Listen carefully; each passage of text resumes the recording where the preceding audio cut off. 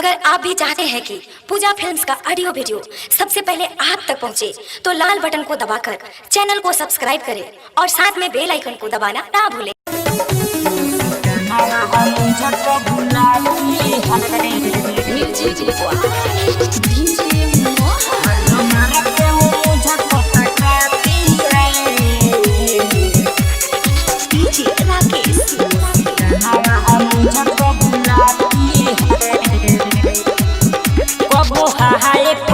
कबो बाए रे ओकरा लग केहू न जाए रे, ओकरा लग केहू न जाए।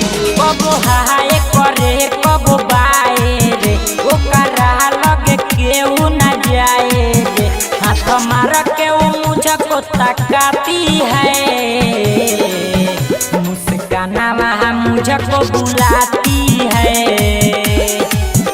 हाथ मार के वो मुझको तकाती है, मुस्काना मुझको बुलाती है।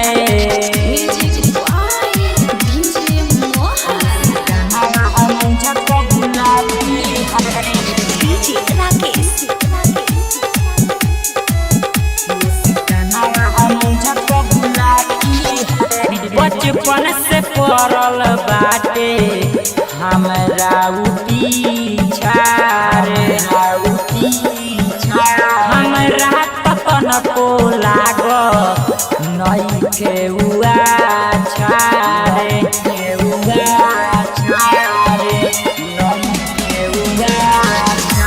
बचपन से पड़ल बाटे हमरा पीछा रे।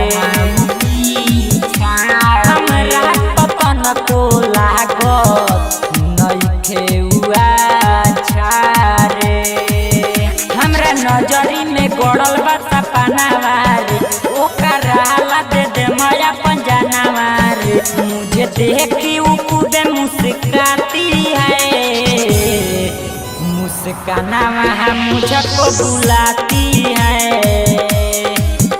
हाथ मार के वो मुझको तकाती है, मुझको बुलाती है।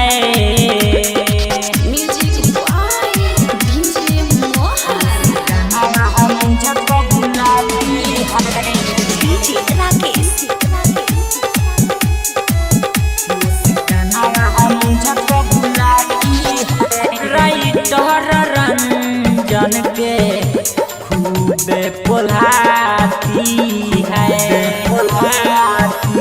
एक लगे कबो नहीं जाती है, कबो नहीं जाती। राइटर रंजन के खूबे पोलाती है, एक राजा सिख लगे कबो नहीं जाती है। और मेहनत से रोज बतुआती है, मीठी बोलिया वो बोल के हंसाती है। हाथ मार के वो मुझको तकाती है, मुस्काना मुझको बुलाती है।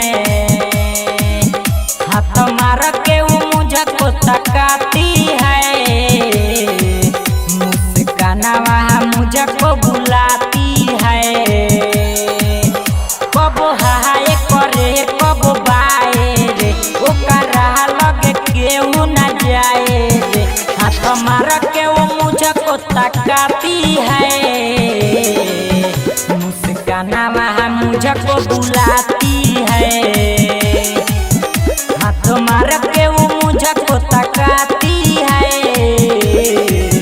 मुस्काना मुझको बुलाती है। आरके रिकॉर्डिंग स्टूडियो कोटवा।